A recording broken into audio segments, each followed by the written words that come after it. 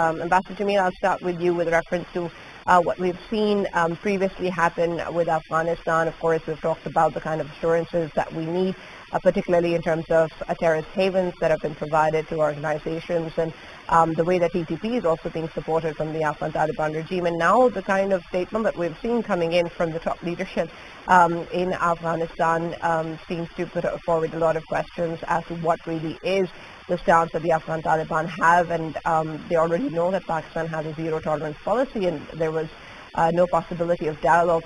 Then how come we're seeing the statement coming in now, and why publicly now, given the fact that there were reports that privately perhaps these efforts were underway, but Afghan Taliban so far had stayed away from making such a public statement?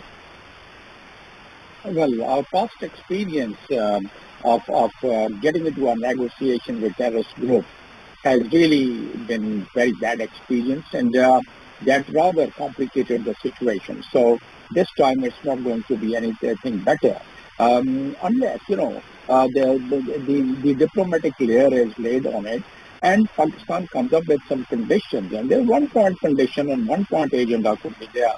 Like you in United Nations, once I was serving United Nations, I saw in certain countries, including East Timor, that what were the 1-point agenda? Surrender and face the law.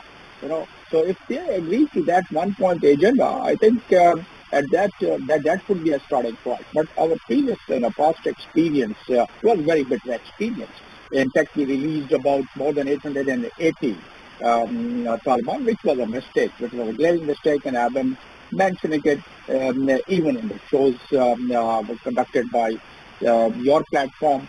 So that was a very bad experience. We cannot really even think of doing that. While we deal with the Afghan Taliban, we should continue our engagement. We should not really let the western border to be treated as a border of enemies. In fact, we need a lot of efforts to ensure that the western border doesn't become the volatile border like we already have one with us in the eastern border. So that in order to do that, we need to continuously engage with the Afghan Taliban. I think there were some mistakes which have been committed from time to time from our side. Also, Afghan Taliban, their children, their family, and the kind of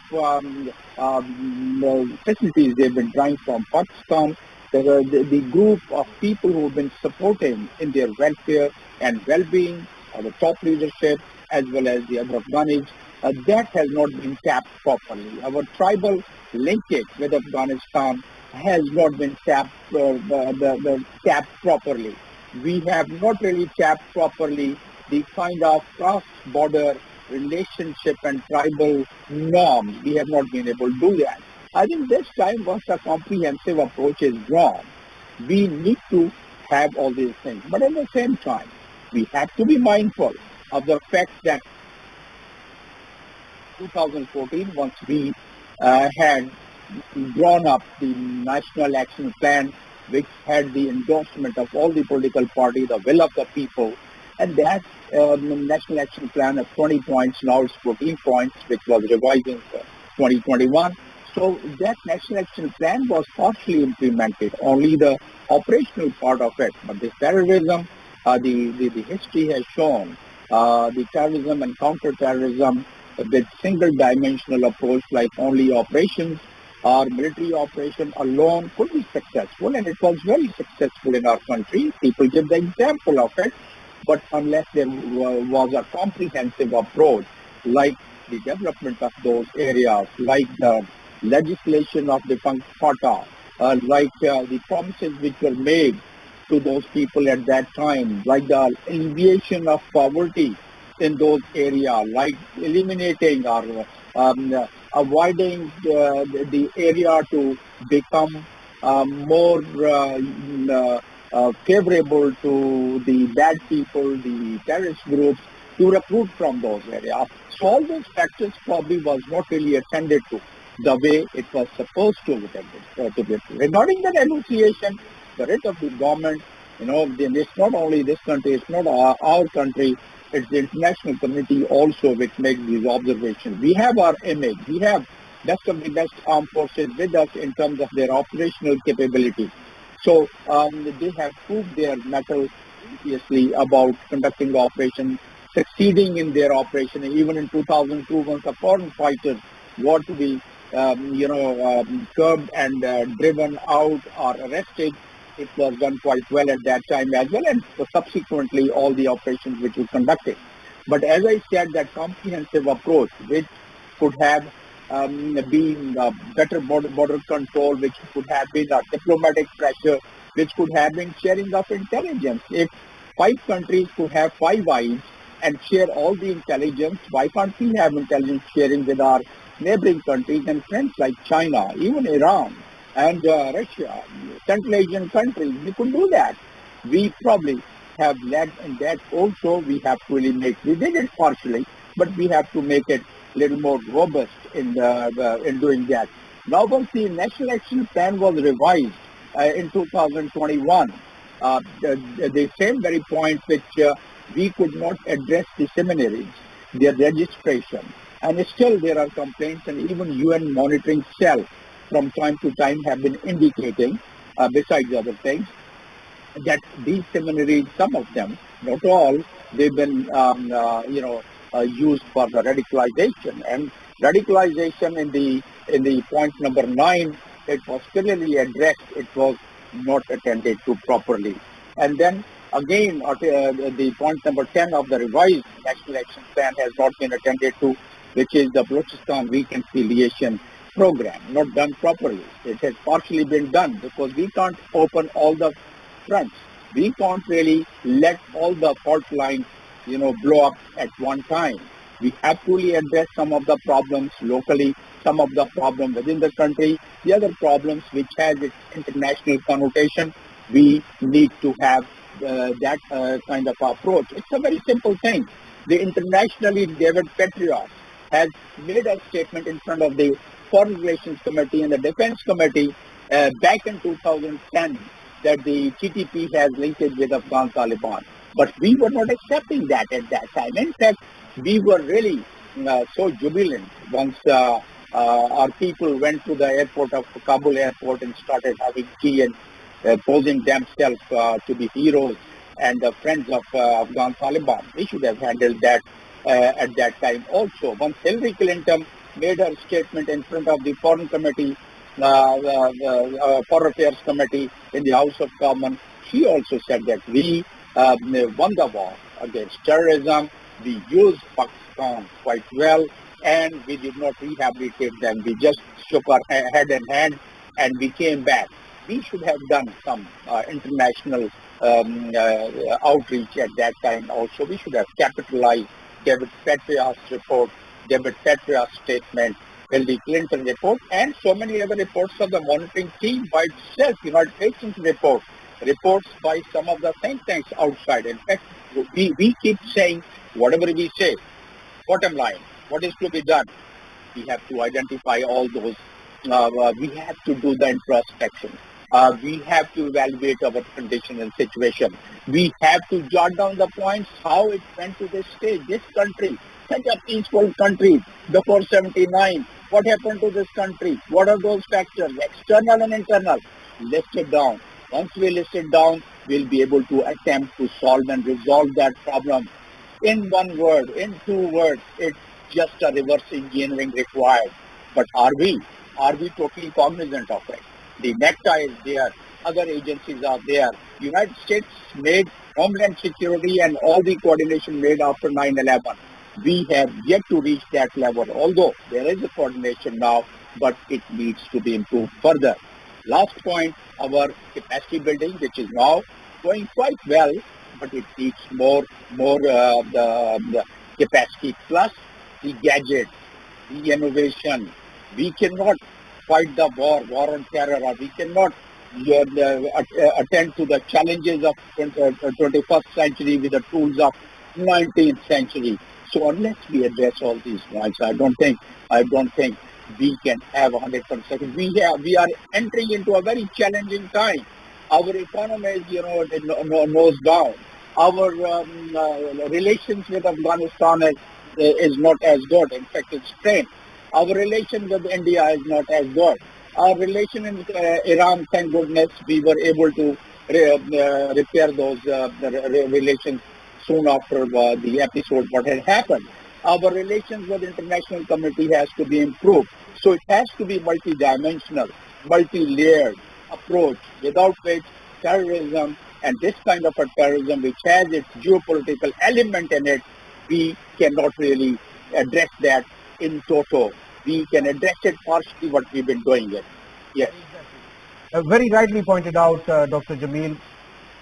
Right. Dr. Jamil, and I want to build on that, given the fact that Pakistan, of course, has put forward its own demands with regards to these assurances. And I want to understand what other pressures can be put forward to making sure that these assurances are actually met, including from forces outside of Pakistan. If Afghanistan truly is moving towards the path of becoming another international hub for terrorism, then will there be stakes involved by other countries such as the U.S. and will they be actively engaging once again?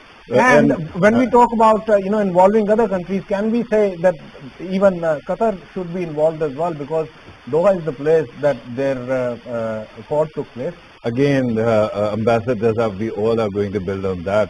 Allow me to also add to this, given that Brigadier Waqar particularly spoke about something that has happened. And there's a very clear link that TTP attacks, and it attacks Chinese engineers. Then we also see that ISIS or ISKP attacks Russians in Russia. So recently there was a development that ETIM and IMU actually reorganized and merged to form TIP, Turkestan Islamic Party. And it seems that it is also based in Afghanistan. Is there a possibility that both TTP and ISKP are actually working as enforcement wing of the TIP as well, and that's why both Russia and China are also under attack? That's very much so. In fact, there is a cross-cutting relations. There is a cross-cutting operations. And that's what some of it has been mentioned in the latest monitoring report of the Security Council. So from that standpoint, yes, there are more than 20 groups in Afghanistan, perhaps more, and they are collaborating. Afghan Taliban, they are in knowledge of it. And then the two questions arises that Afghan Taliban have not really acceded to A, the accord, B, Security Council resolution, which was passed soon after Afghan Taliban had taken over.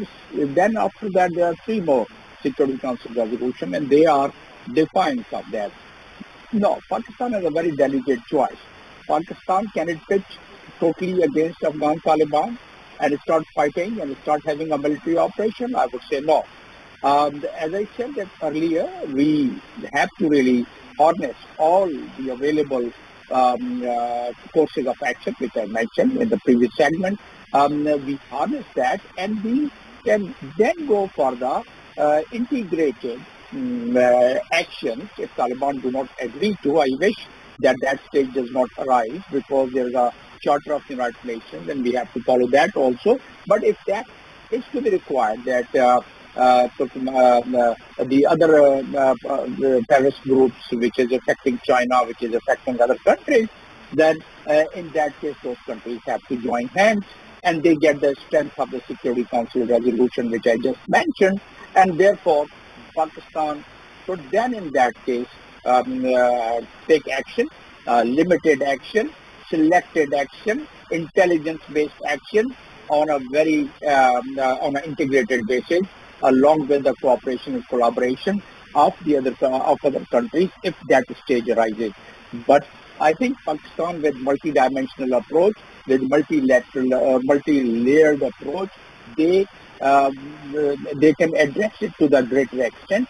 And rest of it, Afghan Taliban also know that we have our ingress and access to Afghanistan, because our friends are also there in Afghanistan. Not that 100% population are not in Afghanistan, are not our friends.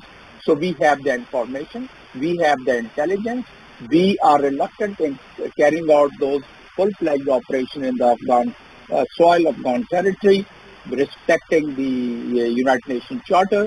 But if that comes to that stage, perhaps a Security Council resolution could be moved again by those countries who are affected, because if this menace, as the monitoring team of the Security Council mentions, that is a threat to the not only to the region but the entire world, the way it is growing, the menace of the terrorism.